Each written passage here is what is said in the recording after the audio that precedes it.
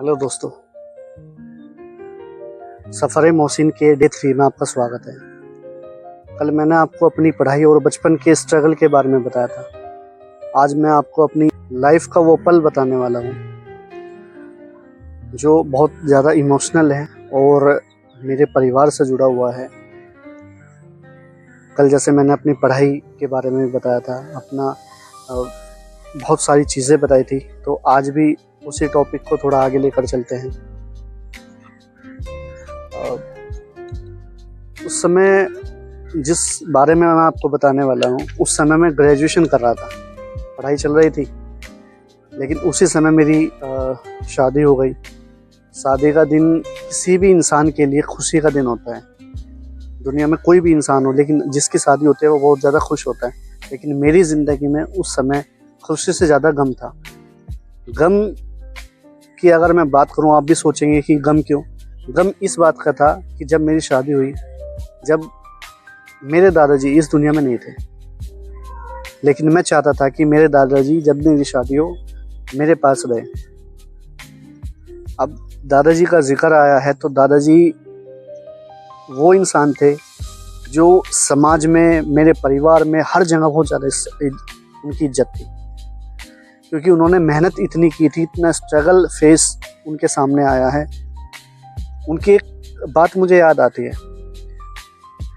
जब हमारे घर पर मेहमान आ जाते थे तो वो बहुत ज़्यादा मेहमानों की इतनी केयर करते थे, दस्तरखान की इतनी बात करते थे, बहुत ज़्यादा बात करते थे। मेहमानों को वो अपना सब कुछ मानते थे।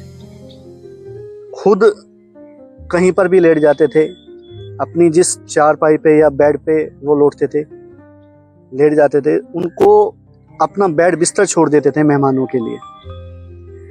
उन्होंने, क्योंकि जब समाज में उन्होंने मेहनत की, समाज में आना जाना शुरू किया, तो हर चीज़ें वे त्याग कर देते थे मेहमानों के लिए। वो एक चीज़ बोलते थे दादाजी कि बेटा, अपना दस्तरखान, अपने परिवार का दस्तरखान, अपने घर का जो दस्तरखान होता है, कभी बंद मत करना, क्योंकि इस दस्तरखान ने हमें सब कुछ दिया है। इन मेहमानों की वजह से ही हमें सब कुछ मिला है। तो मेहमान जब भी आए तो खुश हुआ करो, कभी मायूस मत होया करो, खुश रहो, क्योंकि इनकी वजह से मुझे सब कुछ मिला है। दादाजी की बहुत चीज़ें, बहुत बातें हैं ऐसी जो मुझे याद आती है, और उनकी बातों को जब मैं सोचता हूँ कि वे क्या क्या कहते थे। अब की जनरेशन में ये चीज़ें नहीं है, लेकिन वो बोलते थे इन चीज़ों को कि बेटा ऐसा करना चाहिए, ऐसा नहीं करना चाहिए। दादाजी बाहर से बहुत गुस्से वाले लगते थे, लेकिन दिल से बहुत ज़्यादा नरम थे। उन्होंने कभी भी अपने परिवार को अलग नहीं होने दिया। हमेशा कहते थे कि अगर परिवार साथ रहेगा, तुम्हारी ताकत तुम्हारे सब के साथ रहने में है, सबको साथ रहना चाहिए। आज भी उनकी एक बात और याद आती है और मुझे सिखाती है कि इस दुनिया में किसके साथ रहना है, कैसे रहना है, अपने परिवार को कैसे लेके चलना है। दादाजी हमेशा परिवार को साथ रखते थे, और वो हमेशा कहते थे कि बेटा, आपकी ताकत सबके साथ रहने में है, ना कि टुकड़ों में रहने में, बिखरने में। अलग अलग नहीं रहना है, सबको साथ रहना है हमेशा। अब थोड़ी सी बात कर लेते हैं ट्रेडिंग के बारे में।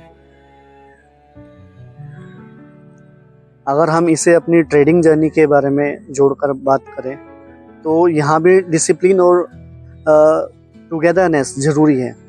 जैसे परिवार में साथ रहना ताकत देता है, वैसे ही ट्रेडिंग में नियमों के साथ रहना ताकत देता है। अगर आप नियम को फॉलो अप करेंगे, नियम के साथ काम करेंगे, तो आप जल्दी कवर अप कर लेंगे अपने लॉसेस को। डे 3 पर मेरी ट्रेडिंग सीख यही है आप सबसे, कभी अकेले डिसीजंस में फंस मत जाना। हमेशा सीखो, समझो और डिसिप्लिन्ड रहो, क्योंकि अगर आप डिसिप्लिन्ड रहेंगे तो आपकी जो जर्नी है, ट्रेडिंग की जो जर्नी है, वो आप बहुत अच्छे से कवर अप कर लेंगे, बहुत अच्छे से काम उसमें